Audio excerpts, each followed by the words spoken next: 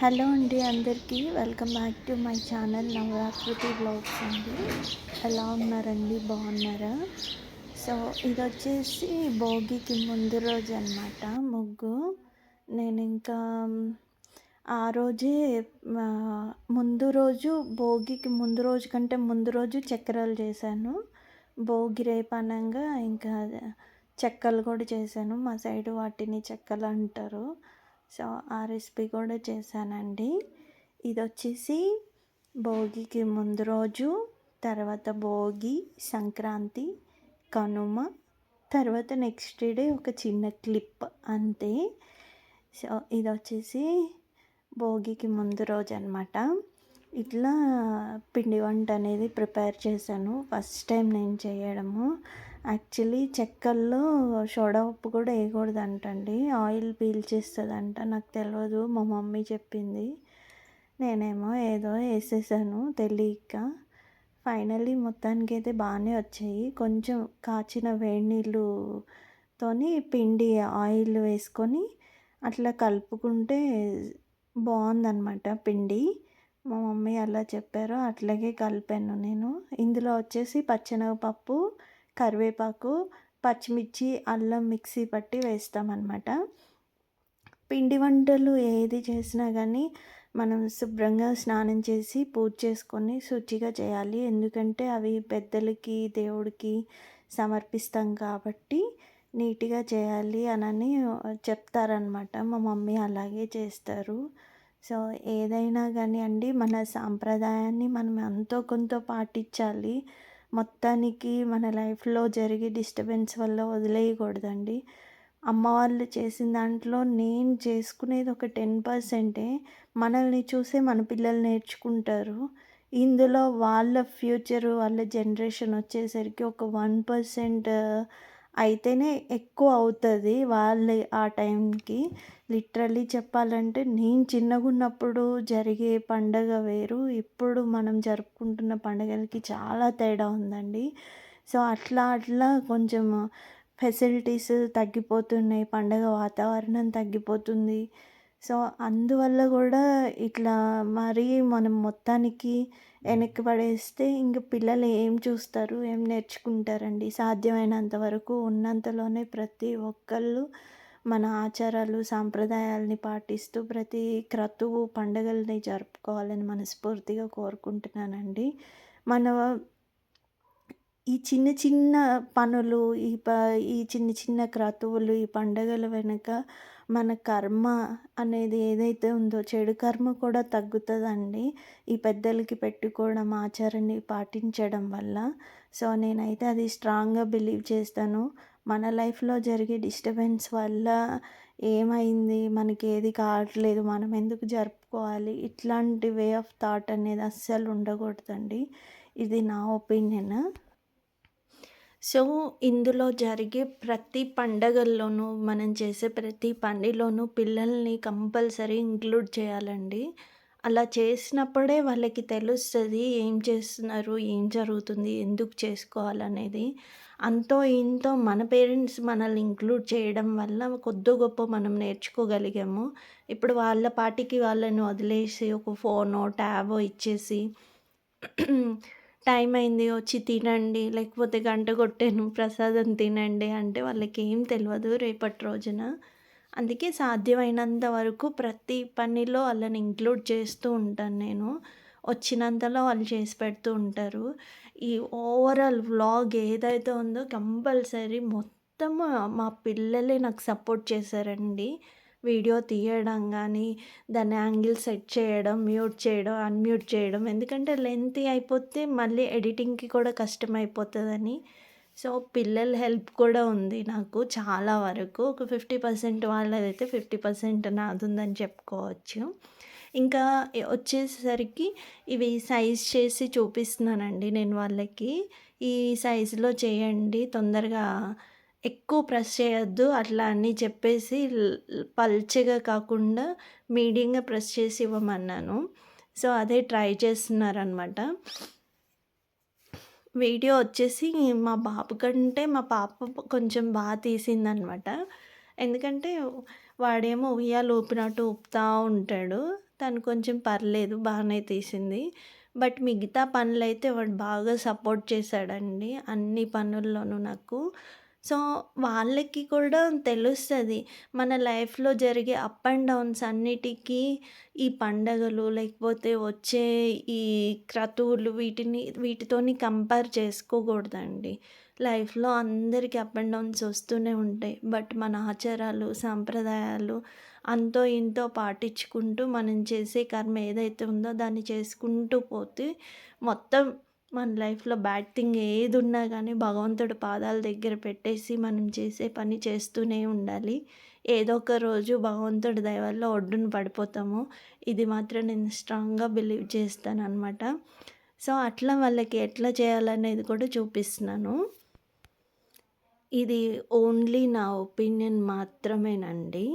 నేను ఏదైతే అనుకుంటానో అదే మీకు నా ఒపీనియన్ అనేది షేర్ చేసుకున్నాననమాట. గొంతొచ్చి అస్సలు బాగలేదండి. కోల్డ్, కాఫ్ వల్ల కొంచెం గీరగా గూడా వస్తుంది వాయిస్. అది కాక చలి ఎక్కువగా ఉందండి. అస్సలు విపరీతమైన చలి తట్టుకోలేకపోతున్నాము. ఇంకిక్కడ వచ్చేసి పిల్లలు నాకు చేసి పెడుతూ ఉన్నారు. ఒకటే సైజులో కొంచెం కుడి ఎడంగా అయినా పర్లేదు చేయమంటే చేస్తున్నారనమాట. ఫైనల్‌గా అయితే చెక్కలు, చక్రాలు అలా కంప్లీట్ చేశాను. ఆహ్, సో, నిన్నటి వ్లాగ్‌లో అడిగాను కదండీ! ఇండిపెండెంట్‌గా ఉండడం అంటే ఏంటి? అది మీ వర్షన్‌లో ఏం చెప్తారు అని. నా వర్షన్ అయితే ఒక్కటే అండి. ఇండిపెండెంట్‌గా ఉండడం అంటే ఓన్‌గా ఏదో ఒక వర్క్ చేసి మనీ ఎర్న్ చేయడం ఒక్కటే కాదండి. అది కూడా అవసరం. కంపల్సరీ అవసరము. ఏ సిట్యుయేషన్ ఎలా ఉంటదో ఎవ్వరం డిసైడ్ చేయలేము.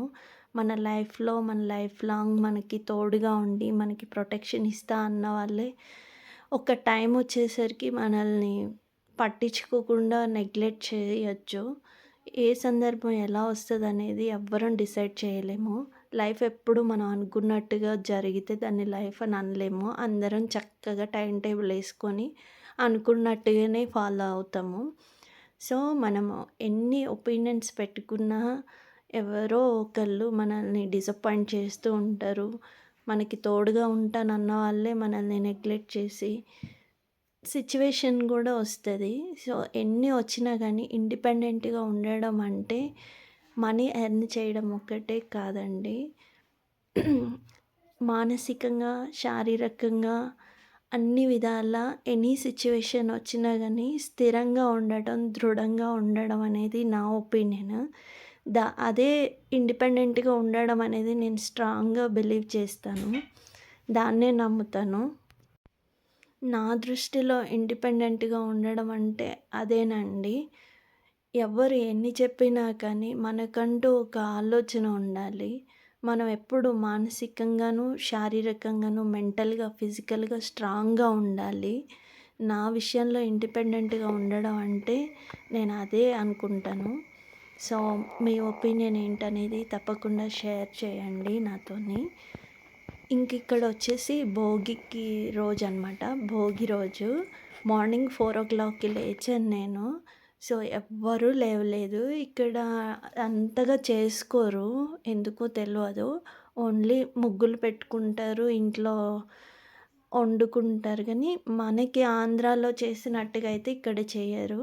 సో, భోగి రోజేంటంటే భోగి మంటేసేటప్పుడు కొంచెం నీళ్లు చల్లి, అక్కడ ముగ్గేసి చక్కగా చేయాలి. ఇక్కడ మా వాడు కట్టెపుల్లలు తేరా అంటే అన్నీ కుప్ప కుప్పగా పెడుతున్నాడు. కొంచెం అటు ఇటు పెడతా ఉంటే గాలి వెళ్ళి మంట బాగొస్తది. వాడికి తెలవదు గదా! అట్లా పెట్టేస్తున్నాడు. ఇంకా ఈ వీడియో వచ్చేసి మేమిద్దరం చేస్తుంటే వీడియో వచ్చి మా పాప తీసింది. చూడండి ఎంత తీసిందో. సో, అట్లా అనమాట. ఇంకిక్కడ భోగికి ప్రిపేర్ చేస్తున్నాము. లేచి మొత్తం ఊడ్చి, అలుకు చల్లి ముగ్గు పెట్టానండి. ముగ్గు పెట్టి ఇంకా భోగి మంట కోసమని మొత్తం పుల్లలు అక్కడ అంతగా ఏమీ లేవు. ఉన్నదాన్నే కొంచెం అటు ఇటు కర్రలు అవి తీసుకొచ్చి వేశాననమాట. భోగి మంట ఏమంటారు కాగితాలతోని వాటితోని కాకుండా కర్పూరంతోని వెలిగించాలండి. ఇది ఇది కూడా ఒక రకంగా అగ్నిదేవుడికి మనము ఏమంటారు? ఆహుతి ఇచ్చినట్టుగా ఏదో చెప్తారు. నాకంత ఐడియా లేదు. చిన్నప్పుడు మా తాతయ్య చెప్తూ ఉండేవాడు. అవన్నీ గుర్తులేవండి. నేను చాలా మిస్ అయిపోతున్నాను. మా తాతయ్య అన్నీ చెప్తారనమాట. సో, అట్లా కర్పూరం బిళ్ళలేసి ఎలిగిస్తున్నాను. కొంతమంది స్నానం చేసి భోగి మంటేస్తారు. మేమైతే మామూలుగా భోగి మంటేసి అందులో ఊర్లో ఉంటే కుమ్మరన్నల దగ్గర చిన్న చిన్న నీళ్ళు కాచుకునే కుండలు తెచ్చుకొని, ఆ కుండలు పెట్టుకొని నీళ్ళు కాచుకొని పోసుకుంటారనమాట. ఇక్కడైతే ఆ ఫెసిలిటీ ఏమి ఉండదు కాబట్టి ఉన్నంతలోనే ఇంకా స్టీల్ దబరా ఒకటి ఉంటే నా దగ్గర అది తెచ్చి పెట్టుకొని భోగి మంట ప్రిపేర్ చేసుకొని అందులో నీళ్ళు కాచుకున్నామనమాట. సో, ఇట్లా ఒక చిన్న మంట ఏదైనా గానీ సాంప్రదాయం అంటే సాంప్రదాయం అండి. ఇందులో పాత వస్తువులెయ్యాలి, విరిగిపోయినయెయ్యాలి, చెక్కలెయ్యాలి, ప్లాస్టిక్ వెయ్యాలి అవన్నీ కాదండి. మన మనసులో ఉన్న కుళ్ళు, కుచితం, మన చెడు ఆలోచనలు, మనలో ఉన్న చెడు వ్యక్తిత్వానికి సంబంధించిన భావనలు ఏవైతే ఉన్నాయో అవి ఆ మంటలో దగ్ధమయ్యేటట్టుగా అగ్ని సాక్షిగా అగ్నికి మనలో ఉన్న చెడు తత్వాన్ని ఆహుతి చేయాలి. ఇది మెయిన్ రీజన్ అనమాట. సో, ఇంకిక్కడొచ్చేసి భోగి రోజు ఆల్మోస్ట్ ఇల్లు క్లీనింగ్ ప్రాసెస్ వల్ల అస్సలు ఓపిక లేదు. సో, అట్లా పైన ముగ్గు కూడా వేశాను. ఇంక మా వాడొచ్చేసి ఇక్కడ భోగి మంట మొత్తం ఎగదోసుకుంటూ కూర్చున్నాడు. మెల్లమెల్లగా తర్వాత మా పక్కన ఉండే బామ్మగారు గూడా వచ్చి కూర్చున్నారనమాట. ఆవిడ ఓపికకి మెచ్చుకోవాలండి. ఎప్పుడైనా గానీ మార్నింగ్ 5కి కంపల్సరీ లేస్తారు. పండగలప్పుడైతే చూడండి 4:30కి అట్లా లేచేసి వాళ్ళకు చల్లుకొని ఇంకా ఓపికగా వంగి ముగ్గులేసుకుంటదనమాట. భోగి మంట అలా కంప్లీట్ చేసుకున్న తర్వాత మాకు చిన్నప్పుడు మా మమ్మీ భోగి రోజు కంపల్సరీ నలుగు పెట్టుకొని స్నానం చేయాలని చెప్తూ ఉంటది. అట్లాగే నేను గూడా మా పిల్లలకి చెప్పాను. ఇగోండి నేను చేసిన పెద్ద పండగ, పెద్ద రెసిపీ, పెద్ద అప్పాలు. ఇంకిక్కడొచ్చేసి సంక్రాంతి. సంక్రాంతి రోజు ఇట్లా కలర్‌ఫుల్‌గా ముగ్గేసుకున్నాను. లాస్ట్ ఇయర్‌వే ఉన్నాయి మ్యాక్సిమం కలర్స్. అంత లుక్ రాలేదు. భోగి రోజు కల్లగూరొండుతారు. పశువులకి పూజ చేస్తారు. మంచిగా గుమ్మాలకి బంతి పూలతో మళ్ళీ ఏమంటారు వడ్లు కుచ్చులతోని తోరణాలు కడతారండి. సో, ఇక్కడ అవన్నీ ఏమీ లేవు కాబట్టి కనీసం హరిదాస్ గానీ, ఒక గంగిరెద్దు కూడా రాలేదు. ఇంకా మేము కనుమ రోజు, సంక్రాంతి రోజు రథమేస్తాము. మా మమ్మీ ఏస్తది కాబట్టి నేను గూడా ఏసాను. ఇక్కడ చంద్రుడు, సూర్యుడు మిస్ చేశాను, మర్చిపోయాను. సో, అట్లా రథము ఏసాను. ఇదేమో మా ఇంటి ముందు వాళ్ళ ముగ్గండి.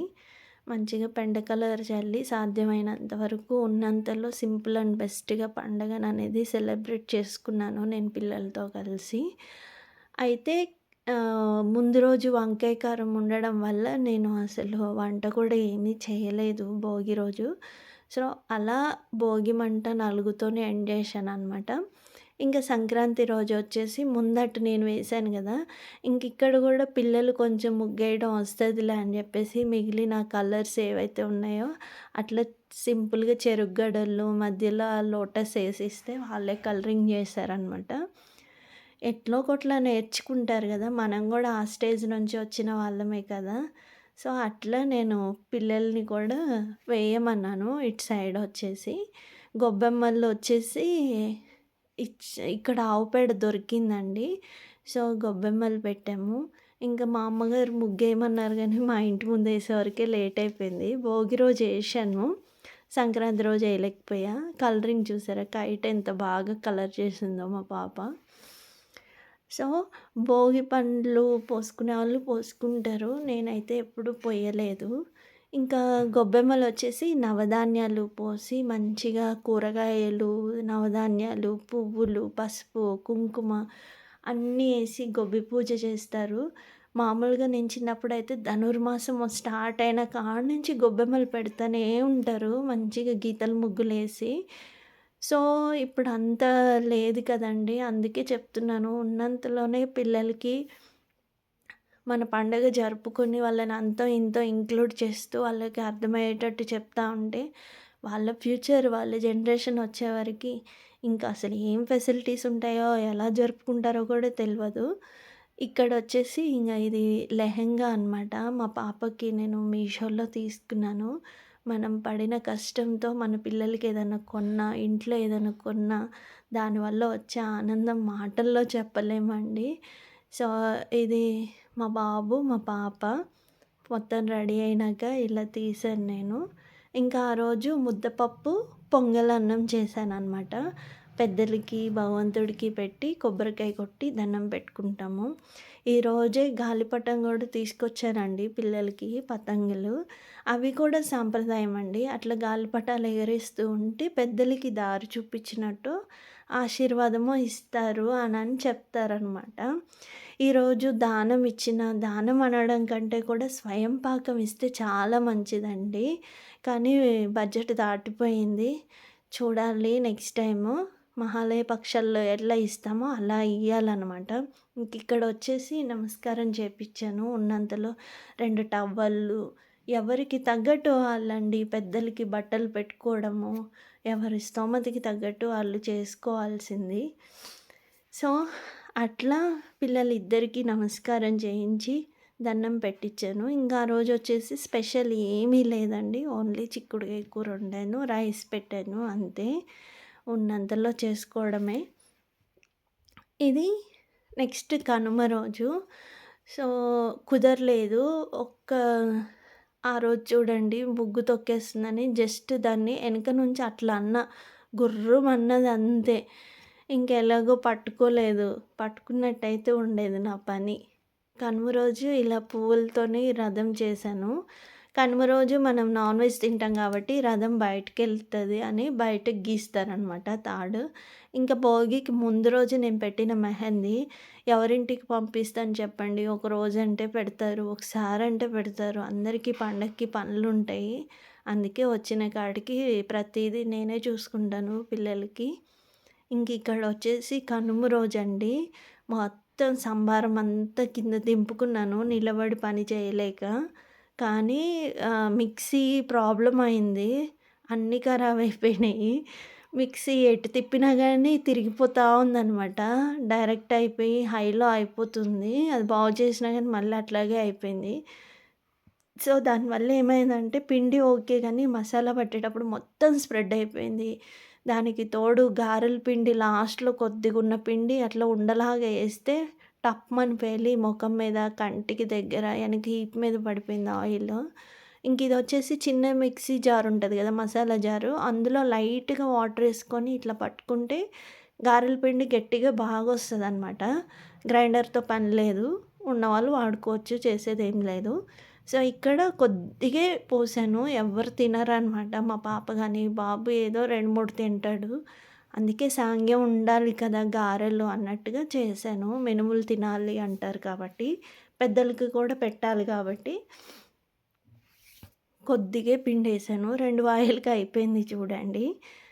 సో, అట్లా కనుమ రోజు కొంచెం మంచిగా, కొంచెం చెడుగా, త్రుటిలో తప్పిందనుకోవాలి. పట్మని పగిలింది అదైతే. ఎందుకు అట్లా అయిపోయిందో తెలవదు. ఇక్కడ వచ్చేసి నేను ఈరోజు గారెలు చేశాను. చికెన్ ఫ్రై, తర్వాత బగారా, తర్వాత చికెన్ గ్రేవీ. సో, అది హాఫ్, ఇది హాఫ్ చేశానండి చికెను. నేను ఇది మాత్రం మా మేడం దగ్గర కాపీ కొట్టాననమాట. నేను వర్క్ చేసే దగ్గర మా మ్యామ్ చేశారు ఒకరోజు. వాళ్ళ మమ్మీ ఇంకా బాగా చేస్తారనమాట. మొత్తం రెస్టారెంట్ స్టైల్‌లో ఉంటది కుకింగ్ గానీ, టేస్ట్ గానీ. సో, చికెన్ గ్రేవీ బాగానే వచ్చింది కానీ, ఫ్రై వచ్చేసరికి కొంచెం వాటర్ ఎక్కువయినాయి. ఇదేదన్నా ఒకరోజు డీటెయిల్‌గా, క్లియర్‌గా చూపిస్తాను ఈ రెసిపీ. అసలు చికెన్ ఫ్రై ఎంత బావుందంటే అంత బావుంది. కాకపోతే మ్యామ్ చేసినట్టు డ్రైగా రాలేదు పీసులు. కొంచెం స్టిక్కీగా వచ్చాయి. బట్ నెక్స్ట్ టైము ప్రాపర్‌గా చేద్దామని అలా వదిలేసాను. ఫస్ట్ టైం ఎట్లైనా కుదరదు కదా! కానీ టేస్ట్ మాత్రం మా మ్యామ్ ఎలా చేసి పెట్టారో అలాగే వచ్చిందండి. అంత బాగొచ్చింది. గారెలు ఇలా చేసేసి ఆ రోజు డబల్ పని అయిపోయింది అసలు మొత్తము. సో, మీ ఫెస్టివల్ మీరు ఎలా సెలబ్రేట్ చేసుకున్నారనేది కామెంట్ బాక్స్‌లో చెప్పండి. ఇంక ఇలా మొత్తం మెస్సీగా పెట్టుకొని, దానికి తోడు స్టవ్ ఎందుకులే దీని మీద కుక్ చేద్దాం అనుకుంటే అదేమో ఎక్కువైపోయింది, గిన్నెలేమో తక్కువైపోయినాయి. చాలా కింద పడి, మీద పడి అలా ఫెస్టివల్‌ని కంప్లీట్ చేశాను. గారెలు 4 కదా బానే వచ్చాయి. ఇంకా అవి మా మామయ్య గారికి దేవుడి దగ్గర కొంచెం పెట్టేసాననమాట. సో, ఇక్కడ గ్రేవీ ఫైనల్ లుక్‌లో చూపిస్తాను చూడండి. అంత కొంచెం ఆయిల్ మీద పడ్డ, కింద మీద అయినా గానీ, టేస్ట్ చూడకుండా చేస్తామండి. అయితే హ్మ్, పప్పలు గానీ, వంట గానీ కనుమ రోజు టేస్ట్ అస్సలు చెయ్యము. ఎలా ఉంటే అలాగే స్నానం చేసుకొని, శుచిగా ఉండి పెద్దలకి పెట్టుకుంటామనమాట. నాకు తోచినంతలో 2 టవల్లు అట్లా పెట్టాను మావయ్య గారి దగ్గర. సో, చూపిస్తాను చూడండి. ఏదున్నా గానీ వాళ్ళ ఆశీర్వాదం అనేది మన పిల్లలకి ఉంటదండి. ముందు ముందు రోజుల్లో కూడా పిల్లలు వాళ్ళకున్నంతలో వాళ్ళ పండగలు, ఇట్లా ఆచారాలు చేసుకోవాలని నేను ఈ చిన్న ప్రయత్నం చేస్తున్నానండి. లేకపోతే ఏమీ లేదు. సో, వాళ్ళకిచ్చేది ఆస్తులు కాదండి. మన సంస్కృతి, మన సంప్రదాయం, వాళ్ళని స్టేబుల్‌గా ఉండేటట్టుగా వాళ్ళకి కావాల్సిన ఒక మనోధైర్యాన్ని మనం నింపగలిగితే పిల్లల భవిష్యత్తు బావుంటది. అంతకు మించి నేను ఇంకేది కోరుకోను. వాళ్ళకేదో కోట్లు సంపాదించి పెట్టాలి, లేకపోతే ఇంకా పోగేయాలి, ఇవన్నీ నా మైండ్‌లో లేవు. నేనొక్కటే ఆలోచిస్తాను. వాళ్ళకి బెస్ట్ ఒక డిసిప్లిన్, ఒక ఎథిక్స్ అవి ఉంటే చాలనుకుంటాను. అందుకే ఇస్కాన్ వారివి వాళ్ళు బుక్స్ పబ్లిష్ చేస్తుంటే ఈ మధ్యనే నేను మెల్లమెల్లగా స్టార్ట్ చేశాను. భగవంతుడి ఆశీర్వాదం వాళ్ళకెప్పుడు ఉండాలి. ఆళ్ళ పెద్దల ఆశీర్వాదం వాళ్ళకుండాలి. ఇంతకు మించి నేనేం కోరుకోనండి. సో, మెల్లమెల్లగా భగవద్గీత చదవడం గూడా స్టార్ట్ చేపిస్తాను. వాళ్ళకి తెలుగు కొంచెం నోరు తిరగడం లేదు సాంస్క్రిట్ వర్డ్స్. అయినప్పటికీ తెలుగు భావం ఉంటది కదా! దాని తాత్పర్యం అదైనా చదవడం చేపిస్తానండి. సో, భగవద్గీత చదివితే ఎన్ని కష్టాల్లో ఉన్నా, మన లైఫ్‌లో ఎన్ని అప్ అండ్ డౌన్స్ వచ్చినా గానీ, స్టేబుల్‌గా ఉండే మనోధైర్యాన్ని, మానసికంగా మనల్ని ముందుండి భగవంతుడే మనల్ని అలా నిలబెడతాడండి. సాక్షాత్తు భగవంతుడు మనతో ఉన్నట్టే. ప్రతి ఒక్కళ్ళు హిందువుగా భగవద్గీత, రామాయణం చదవండి. ఒక కుటుంబం యొక్క వాల్యూస్ అంటే ఏంటిదో తెలుస్తది. మనం ఎన్ని కష్టాలొచ్చినా ఎలా ఉండాలనేది, ఎలా ధైర్యంగా నిలబడాలనేది భగవద్గీత ధైర్యాన్ని నింపుతది. ఒక మనిషిని మనిషిగా నిలబెడతదండి. అందుకే నేను ప్రయత్నం చేస్తున్నాను. ఫస్ట్ నేను భగవద్గీత తీసుకోంగాల్నే నాకు ఓపెన్ చేయంగాల్నే వచ్చిన శ్లోకము అందరికీ తెలిసిందే. అందరికీ నోటెడ్ అయిందే. యదా యదా హి ధర్మస్య అనే శ్లోకమే వచ్చింది తీయంగాల్నే. ఇంకా చాలు అనుకున్నాను. సో, శుచిగా, శుభ్రంగా ఒక టైం దొరికినప్పుడు కూర్చొని చక్కగా శ్లోకాలు చదువుకోండి. వాటి తాత్పర్యం తెలుసుకోండి. ఇంతకు మించి ఇంక నేనేం చెప్పలేను. సో, అదనమాట. పిల్లలకిచ్చే మనం ఒక ఆస్తి ఏదన్నా ఉంది అంటే ఒక సంస్కారం. తల్లిని ఎలా ప్రేమించాలి, కుటుంబం యొక్క విలువలేంటి, ఇవి వాళ్ళకి తెలియజేస్తే చాలు. ప్రస్తుతం ఉన్న ఈ జనరేషన్‌లో కుటుంబ విలువలు నేర్పాలి. సొసైటీలో ఎలా మెలగాలో నేర్పాలి. ఎవరితో ఎలా మాట్లాడాలో నేర్పాలి. అంతే అండి. ఇంకా ఫైనల్‌గా ఇదొచ్చేసి చికెన్ ఫ్రై, చికెన్ గ్రేవీ, అయిగోండి గారెలు కొన్నే చేశాను. ఇంకా వచ్చేసి బగారా. ఇది కనుమ రోజు వ్లాగ్ అనమాట. ఫైనల్‌గా అయితే అన్నీ బాగా కుదిరాయి. ఇంకా మా మామయ్య గారికి పెట్టేసాను నేను. పెట్టి కొబ్బరికాయ కొట్టుకున్నాము. ఇక్కడ చిన్న ప్లేట్ ఉంది చూసారా? అది పెద్దలొచ్చి కాకి రూపంలో తింటారని మా డ్యాడీ ఎప్పుడు గోడ మీద పెడుతూ ఉంటాడు నిండుగుండవి తీసి. అట్లాగే నేను గూడా పెట్టాను. తర్వాత ఇక వాటరు కొంతమందేంటంటే డ్రింక్ తాగితే డ్రింక్ బాటిల్ గూడా పెడతారు. మా మామయ్య గారు తాగరనమాట. అందుకే నేను వాటర్ పెట్టాను. సో, ఇట్లా సింపుల్‌గా అయిపోయింది. నెక్స్ట్ డే నేను పనికెళ్ళాలమ్మా కొంచెం వండు అంటే, మా పాప వంట చేసింది. ఎంత బాగా చేసిందో, క్రిస్పీగా ఏగినాయి ఆలూస్ అయితే చూడండి. కర్రీ అయితే చాలా బాగుంది. ఫైనల్‌గా నేను ఒక కారం ఒక్కటే యాడ్ చేశాను. మొత్తం తనే కట్ చేసి చక్కగా వేసింది. సో ఇదనమాట నా వ్లాగ్. మీకెలా అనిపిచ్చింది, ఏంటిదనేది కామెంట్ బాక్స్‌లో తప్పకుండా షేర్ చేసుకోండి. మీ ఫెస్టివల్ మీరెలా జరుపుకున్నారనేది. మరొకసారి అందరికీ సంక్రాంతి పండుగ శుభాకాంక్షలండి. లక్ష్మీ రమణ గోవింద, గోవింద. మరొక మంచి వీడియోతో కలుస్తాను మరి. ఉంటానండి.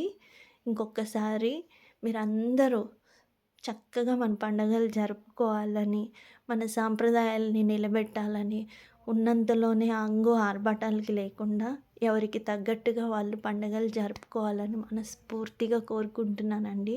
అందరికీ ధన్యవాదాలు. లక్ష్మీ రమణ గోవింద, గోవింద. థ్యాంక్ యూ అండి.